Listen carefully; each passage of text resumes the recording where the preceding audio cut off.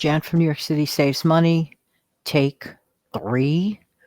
Tuesday, October 4th. I think. Back in a minute.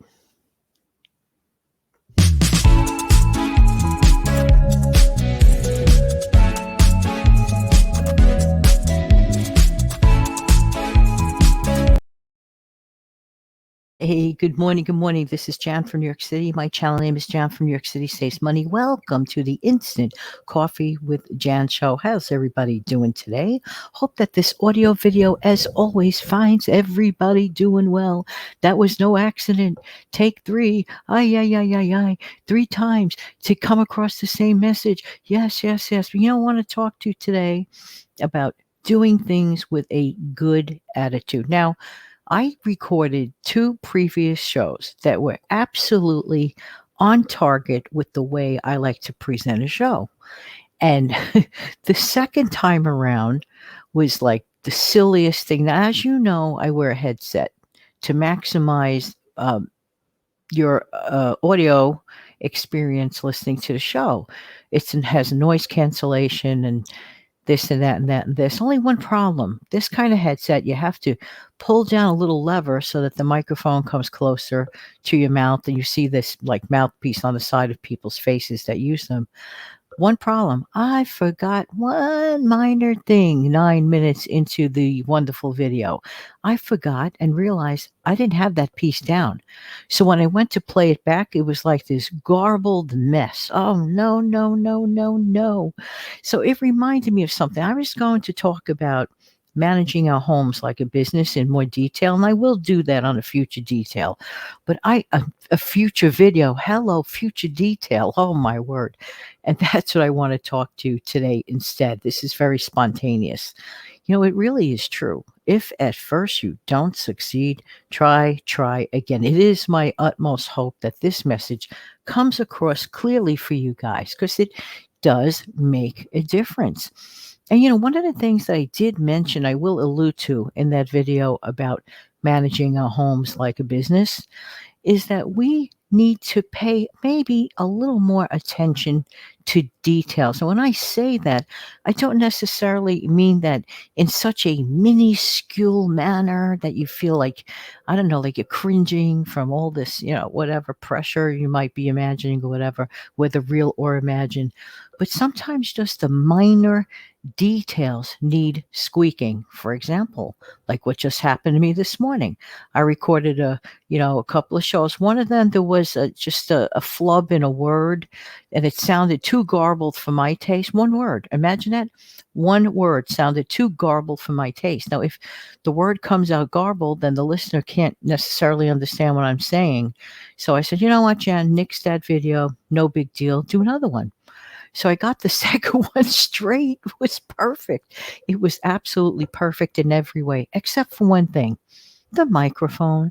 The microphone wasn't there.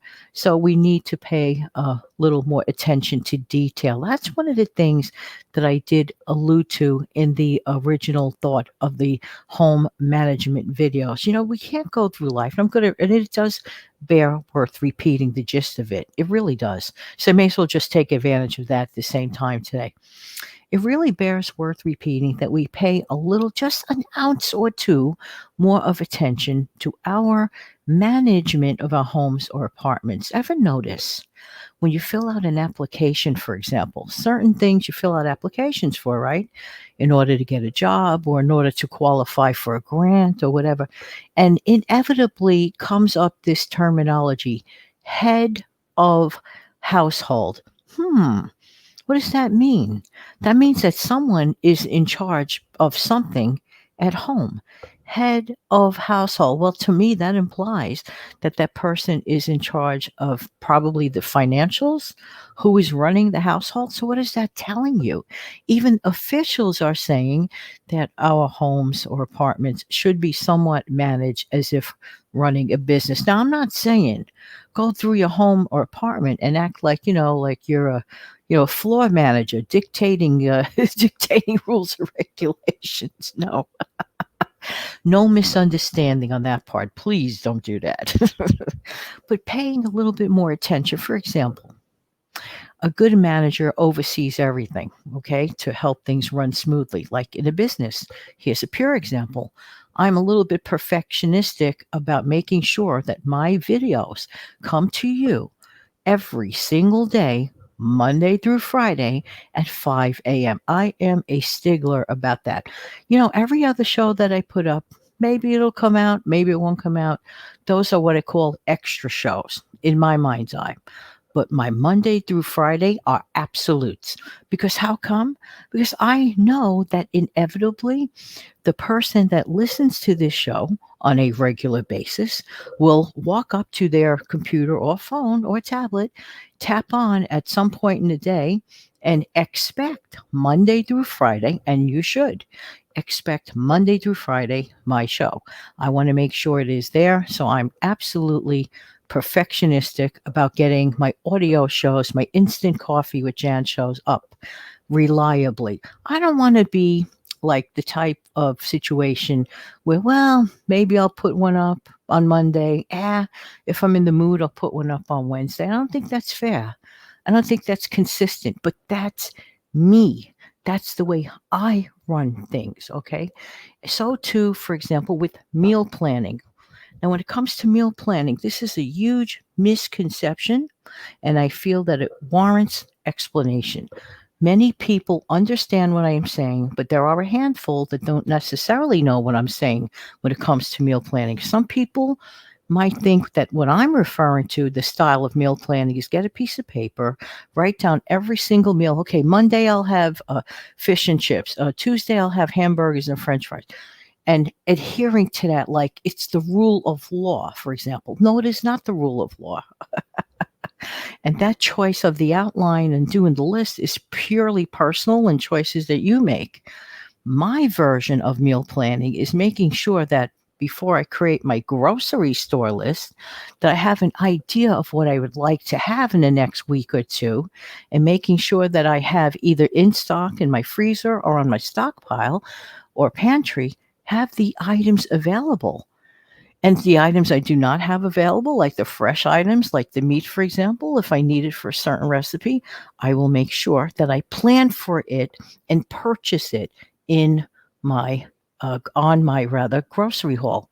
That's what I'm talking about. Now, many times you'll hear me say the terminology, why don't we manufacture our own frozen meals? Well, frozen meals are very convenient, but some frozen meals are also extremely high in chemical preservatives, additives, and sodium.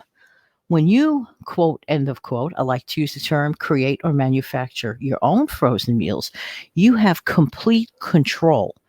For example, your version of homemade soup may not be as salty or nearly as salty as the canned version or the boxed version. Yes, those are convenient, sure.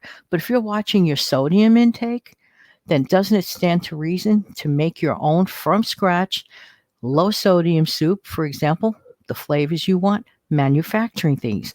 These are part of managing a home like a business. Because in business, what do you want? You want to help people, you want to create a good product or a service, and you want a good result from it. That's it. And that's really pretty much it. Hey, listen, I did get the gist of my message out today. Therefore, I do not have to make a separate video. But there is one thing that I do ask of you. If you found value in this video, don't forget to